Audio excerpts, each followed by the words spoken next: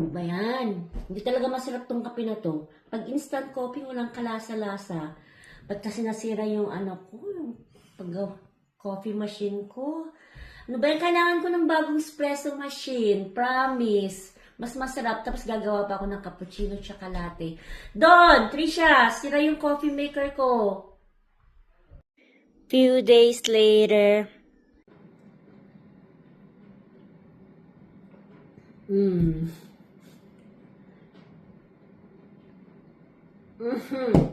Sarap ng kape ko.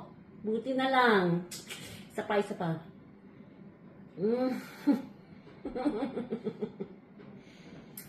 Yan. Buti na lang. My favorite. Ikaw na ang mahal ko. Salamat sa nagregalo. Happy Mother's Day to everyone. To our proud mothers who love their children so dearly. Happy Mother's Day to everyone.